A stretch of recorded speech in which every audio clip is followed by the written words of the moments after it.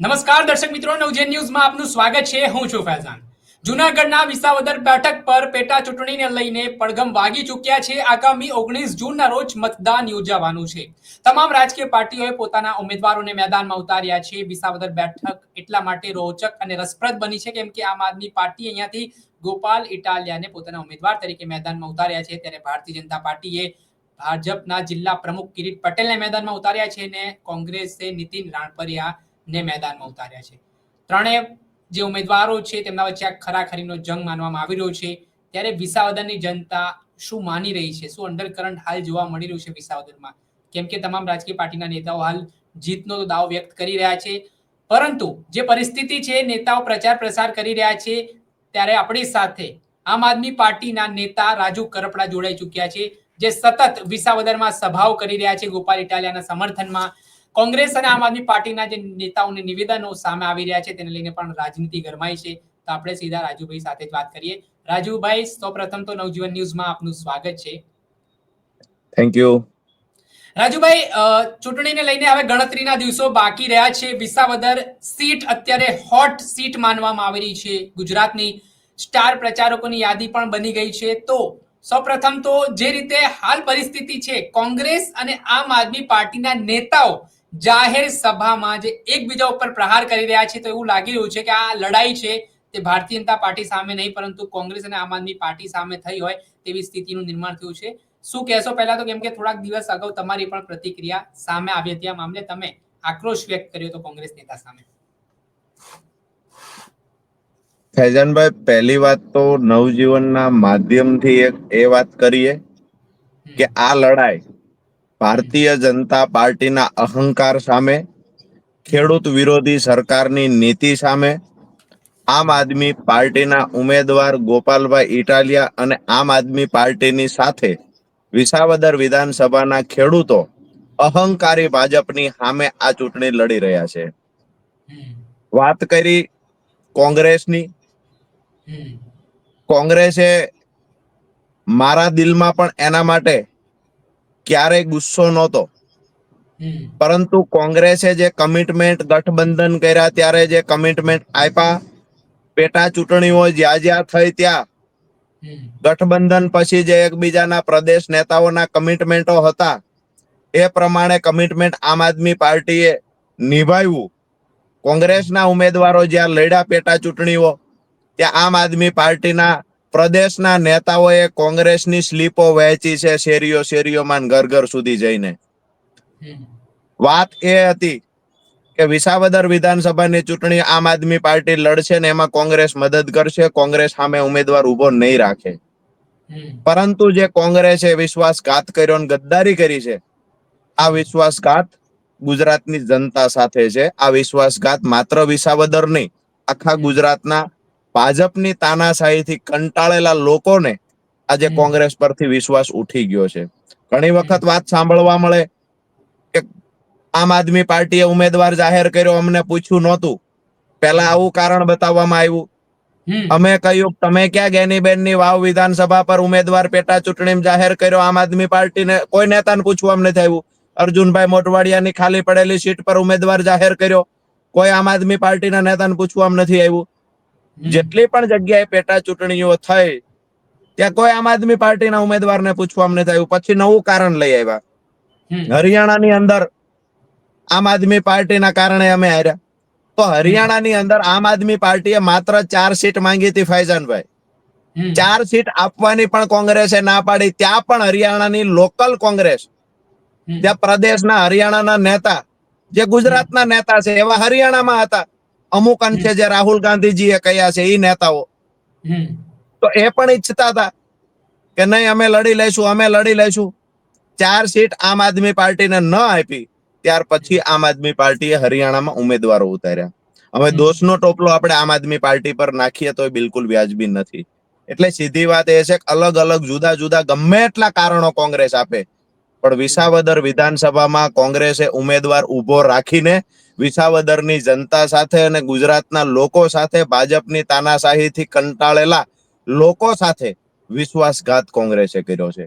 એટલે વિસાવદરમાં આવીને કોંગ્રેસના નેતાઓ જે કોઈ વાતો કરતા હોય, પહેલા એમને શરમ અનુભવવી જોઈએ કે ખરેખર અમે કમિટમેન્ટ શું આપ્યું હતું, કમિટમેન્ટ આપ્યું હતું ત્યાર પછી બદલાઈ જવું. આ તો ભાજપે આપેલા વચનો 15 લાખ રૂપિયાના વચન જેવી વાત છે. કાળું નાણું પાછું લાવવાનું આપેલું વચન, 2 કરોડ રોજગારી આપવાની ભાજપનું વચન.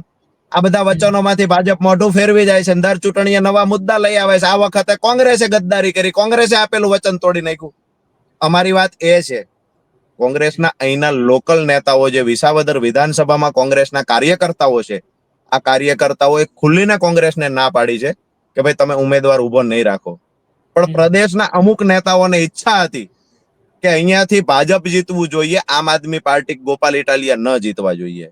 ભાજપની ઢાલ બની ભાજપને મદદ કરવા માટે અમુક પ્રદેશના કોંગ્રેસના નેતાઓ હતા, જેને અહીંયાના વિસાવદરના કાર્યકર્તાઓની નાની ઉપરવટ જઈને ઉમેદવાર ઉભો રાખ્યો છે.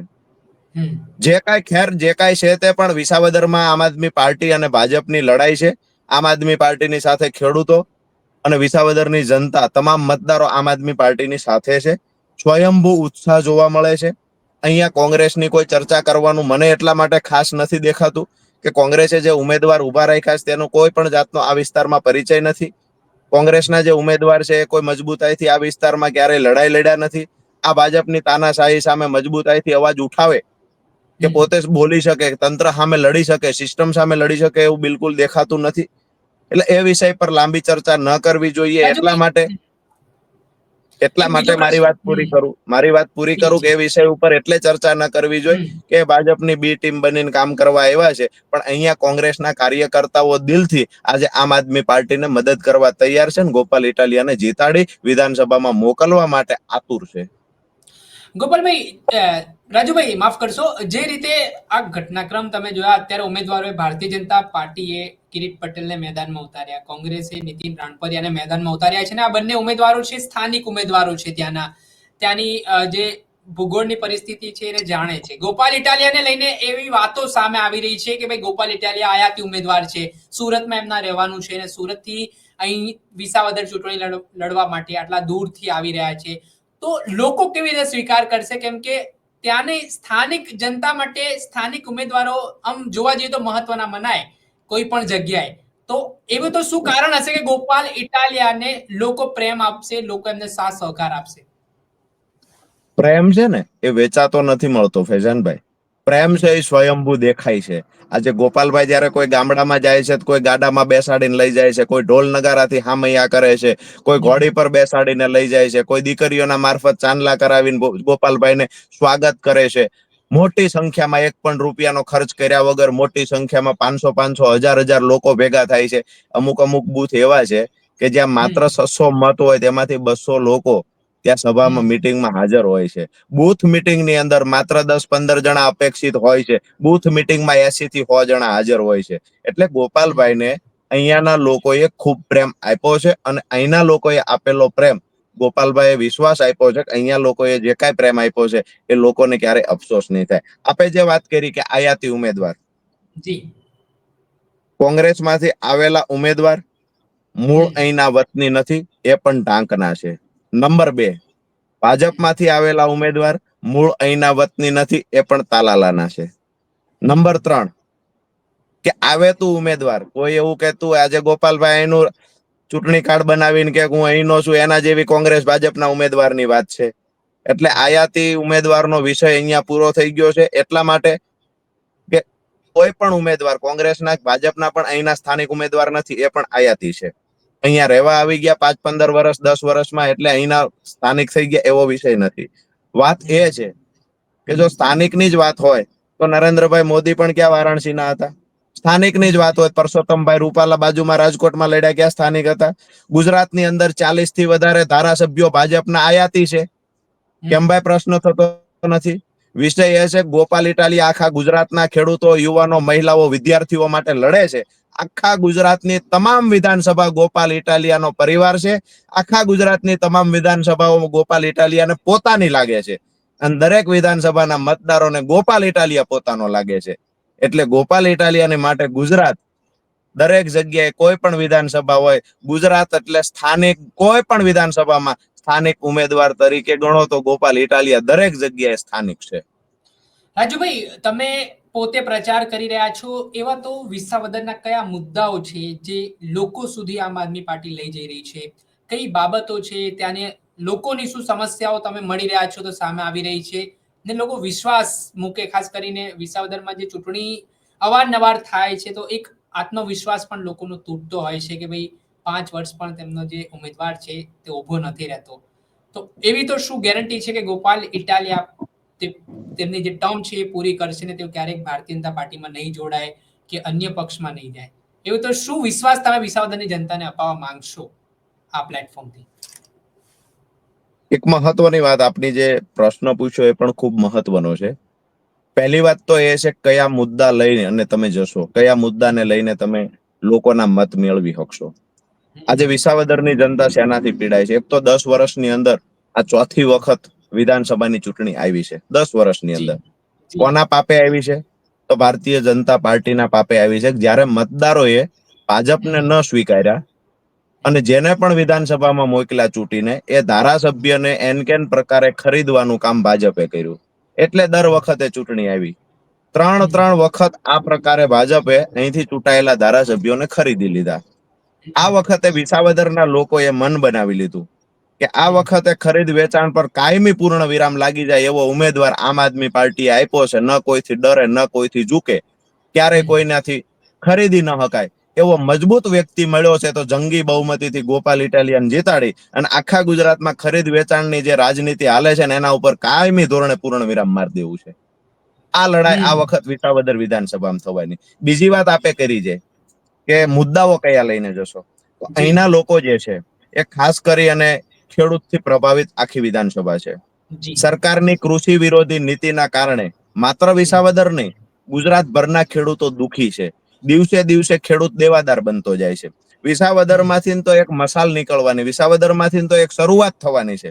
ગુજરાતના ખેડૂતોના હિત માટેની લડાઈની શરૂઆત વિસાવદરમાંથી થવાની છે અને 19 તારીખે એના માટે જ મતદાન થવાનું છે. ખેડૂતોના પ્રશ્નો મહત્વના, આમ તો ઘણા બધા પ્રશ્નોથી ખેડૂત પીડાય છે. જે મહત્વના પ્રશ્ન છે તો વિસાવદરની અંદર સહકારી ક્ષેત્રની અંદર ખેડૂતોના નામે ખોટી રીતે કોઈએ પૈસા ઉઠાવી લીધા મંડળીઓમાંથી. કરોડો રૂપિયા ખેડૂતોના નામે ઉઠાવી ગયા છે.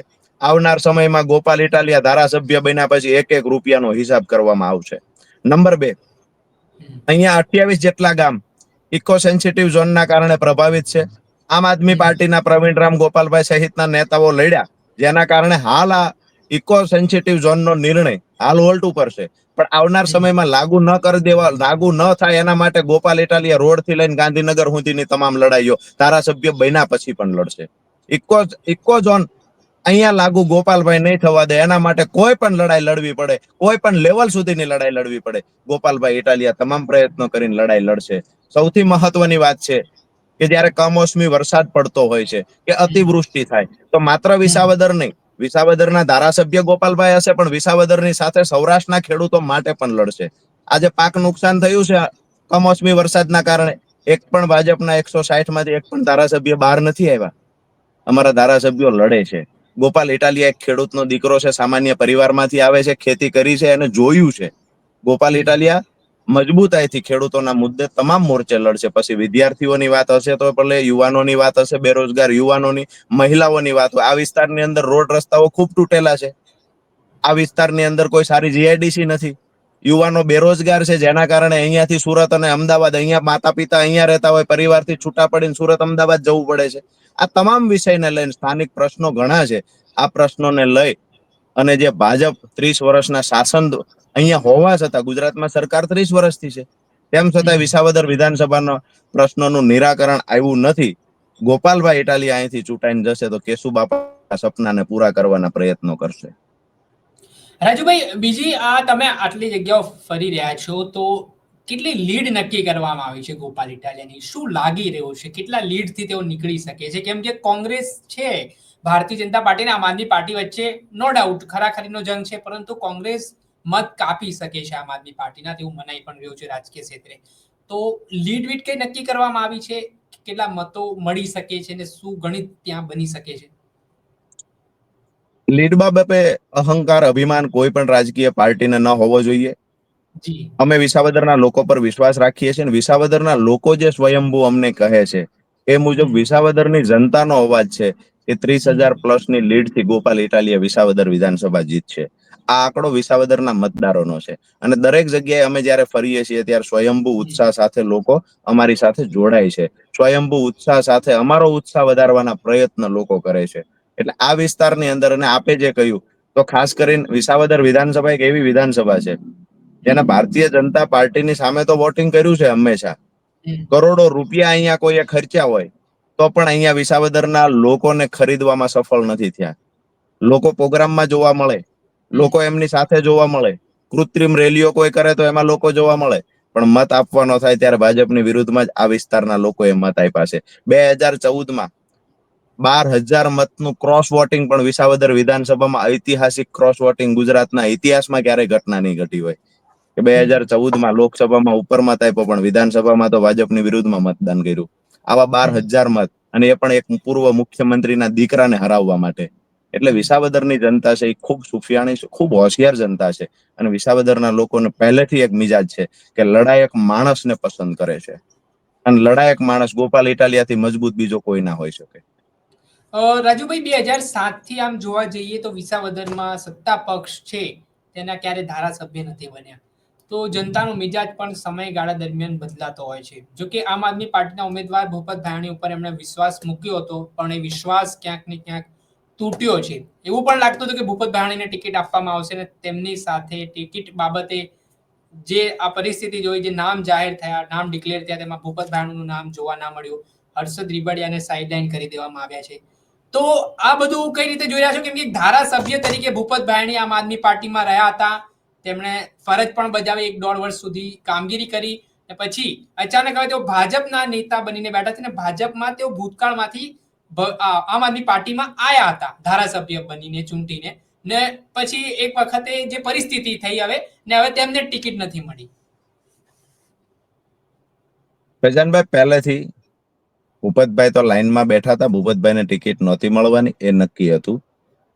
અહીંયા જયારે અમિતભાઈ શાહ આવ્યા ત્યારે જ હર્ષદભાઈને પિટિશન પાછી ખેંચવાની, ત્યાર પછી ચૂંટણી આવશે, ચૂંટણી આવે તો કોને લડવાની, આ પિટિશન પાછી ખેંચાવવાથી લઈ અને ચૂંટણી લડવા સુધીની આખી એક રણનીતિ તૈયાર કરનાર વ્યક્તિ હાલ જે ઉમેદવાર છે એ હતા. વિષય એ છે કે જ્યાં સુધી ભારતીય જનતા પાર્ટીની એક પ્રથા રહી છે કે જ્યાં સુધી દબંગ, ગુંડા ટાઈપનો માણસ, કૌભાંડી માણસ, જે લોકોને દબડાવતો હોય એવો માણસ, આવો ઉમેદવાર મળે તો એને પ્રાયોરિટી ભારતીય જનતા પાર્ટીમાં આપવામાં આવે છે. જેના કારણે જે સૌથી મોટો કૌભાંડના જેના પર આક્ષેપ હોય, સૌથી મોટી ગુંડાગીરીના જેના પર આક્ષેપ હોય, જે મસલ પાવરથી લોકોને ડરાવતો હોય, જે તંત્રનો ખોટો દુરુપયોગ કરતો હોય, આમાં જેનું નામ મોખરે હોય એવા વ્યક્તિને ટિકિટ આપવામાં આવે. અને એમાં બધી રીતે બંધ બેસતા હાલના ભાજપના ઉમેદવાર હતા એટલે એને ટિકિટ આપવામાં આવી છે. ભૂપતભાઈ ભાયાણી ને એ બધા તો ઠીક છે, સપના જોવે, એમાં કોઈ આના ન કરી શકાય આપણે, પણ એને પહેલેથી ટિકિટ આપવાની હતી જ નહીં. પહેલેથી નક્કી થયેલું હતું. પિટિશન પાછી એટલે જ ખેંચવામાં આવી હતી. અને આ જ વ્યક્તિને ટિકિટ આપવાનું જયારે અમિતભાઈ શાહ અહીંયા ગુજરાતના પ્રવાસે હતા અને અહીંયા જ એક બિલખાની બાજુના આશ્રમમાં જયારે હતા, ચાપરડા, ત્યારે જ નક્કી થયેલી વાત હતી. જી. તો રાજુભાઈ, હવે જે આગામી દિવસોમાં સિનારીઓ બની રહ્યો છે કે તમામ રાજકીય પાર્ટીના નેતાઓ પોતાની રીતે પ્રચાર પ્રસાર કરી રહ્યા છે, તમે પણ લોકો સમક્ષ પહોંચી રહ્યા છો. તો હવે જે ચૂંટણીમાં અંતિમ તબક્કાની હવે લડાઈ કહી શકાય છે, ને જે રીતે ભાજપના ઉમેદવાર કિરીટ પટેલ છે તે પણ ખેડૂતોને રીઝવવાના પ્રયાસ કરી રહ્યા છે. તેમના વિડીયો પણ આવી રહ્યા છે કે તે ભાવુક થતા હોય, ખેડૂતોને કહેતા હોય કે અમને એક મોકો આપો, ભારતીય જનતા પાર્ટીની સરકાર છે, સત્તા પક્ષ છે, ને જે અત્યાર સુધી કામ નથી થયા વિસાવદરમાં, એ ભાજપની સરકારના ધારાસભ્ય બનશે અહીંયા તો ચોક્કસથી થશે. તો લાગે છે એનો કંઈક ફરક પડશે ને કંઈક વિસાવદરની જનતા વિચારણા કરશે ભાજપ તરફ? બહુ સારી વાત છે ફૈઝાનભાઈ કે ઉમેદવારે સ્વીકાર્યું કે ભારતીય જનતા પાર્ટીની સરકાર 30 વર્ષથી છે. અહીંયા સાંસદ વારંવાર ભારતીય જનતા પાર્ટીના છે, તાલુકા પંચાયત, જિલ્લા પંચાયત ભારતીય જનતા પાર્ટીની છે, તેમ છતાં વિસાવદરમાં કામ નથી થયું, આવું ઉમેદવારે સ્વીકાર્યું, બહુ મોટી વાત છે. બીજી વાત કે જે ભાવુક થવાની વાત છે, ખેડૂતોને બેફામ લૂંટ્યા છે. ખેડૂતો આજે એના નામથી ડરે છે. આપે જે વાત કરી ને ખેડૂતોને રીઝવવાની વાત, ભાજપના ઉમેદવાર ખેડૂતોને રીઝવવાનું કામ નથી કરતા. ગઈકાલથી અમને ખબર પડી છે ભાજપના ઉમેદવાર ખેડૂતોને દબાવવાનું કામ કરે છે. રીઝવવાનો સોફ્ટવેર એ ઉમેદવારમાં નથી, એ ઉમેદવારમાં દબંગગીરી છે, એ ઉમેદવારમાં ગુંડાગર્દી કરવાની એક ખૂબ આવડત છે અને અહીંના લોકો એનાથી ડરે છે. વાત એ છે કે જડબાતોડ જવાબ આપવા માટે એક જ વિકલ્પ ગોપાલ ઇટાલિયા છે. ભાવુક થશે તો પણ ભલે, ગમે તે થશે. એક સીધી વાત છે ફૈઝાનભાઈ કે એક જી ભારતીય જનતા પાર્ટીના જિલ્લા પ્રમુખ પદે બેઠેલો માણસ જે ક્યાંય ચૂંટાયા નથી, હા સહકારી ક્ષેત્રમાં બેઠા છે, તો એ માણસ સાયકલ બુલેટ થી લઈ અને આજે જયારે એને સોગંદનામું કર્યું ત્યારે કરોડો રૂપિયાની સંપત્તિ છેલ્લા 15 વર્ષમાં એ વ્યક્તિ પાસે થઈ ગઈ. ક્યાંથી આવ્યા પૈસા? જે માણસ સત્તામાં નથી આવ્યો તેમ છતાં કરોડો રૂપિયાનો જે ગોટાળો કરીને સંપત્તિ ભેગી કરી શકતો હોય, એ માણસ સત્તામાં આવશે તો કેટલું કરશે? આ વિસાવદરના લોકો બહુ હોશિયાર છે, સારી રીતે જાણે છે.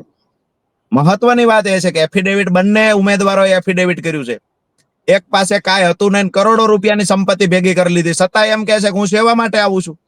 બીજો અમારો ગોપાલ ઇટાલિયા છે, આમ આદમી પાર્ટીના પૂર્વ પ્રદેશ પ્રમુખ છે, હાલ રાષ્ટ્રીય નેતા છે, જેનું પોતાનું ઘર નથી, પોતાની સાયકલ નથી, પોતાના નામે મોટરસાયકલ કે ગાડી નથી. એફિડેવિટ ચેક કરવાની છૂટ છે. સેવામાં આવ્યા કોને કહેવાય એ શીખવું હોય તો ગોપાલ ઇટાલિયા પાસે શીખાય, અને પ્રમાણિકતાનું સર્ટી કોઈને આપવું હોય તો ગોપાલ ઇટાલિયાને આપી શકાય. ગુંડાગીરી કરનારા લોકો, દબંગાઈ કરનારા લોકો, પૈસાથી કોઈના સોમાન હારે ખેલ કરનારા લોકો જે હોય એને વિસાવદરની જનતા ક્યારેય નહીં સ્વીકારે.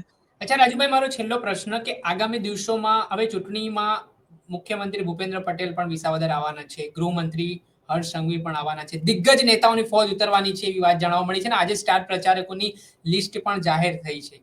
ને ભારતીય જનતા પાર્ટી જે રીતે વાવમાં પણ આપણે જોયા કે જે ભૂપેન્દ્ર પટેલ હોય, હર્ષ સંઘવી હોય, ત્યાં જે રીતે તેમણે પ્રચાર કર્યો ને તેના કારણે ક્યાંક ને ક્યાંક ભાજપના ઉમેદવારને ત્યાં ફાયદો થયો છે ને તેમની વાવ વિધાનસભા સીટ ઉપર જીત પ્રાપ્ત થઈ છે.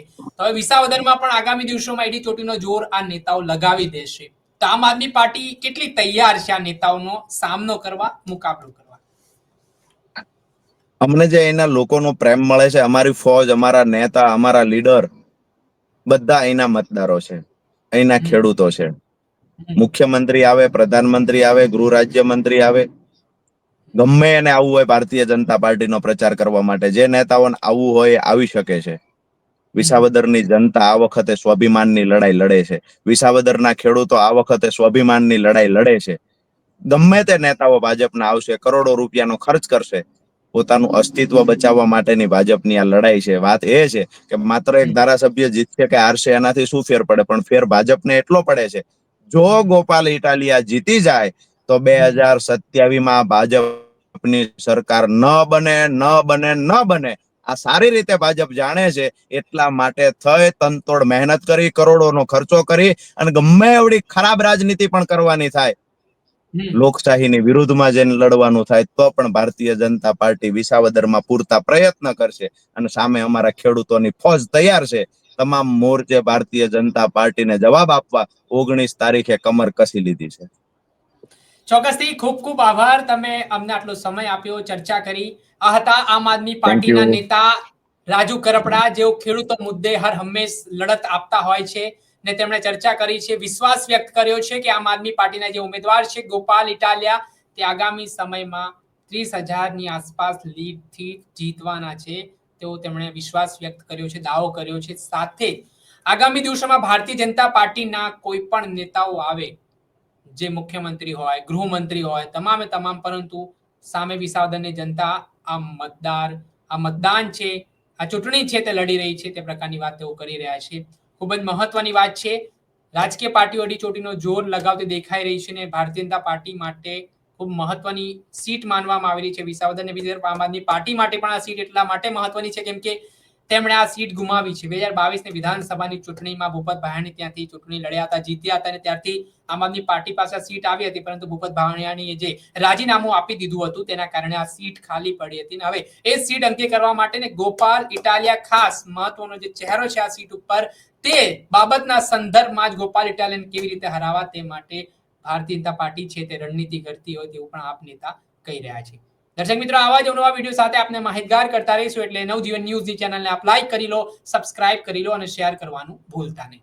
વૈષ્ણવજન તો તેને કહીએ જે પીડ પરાઈ જાના.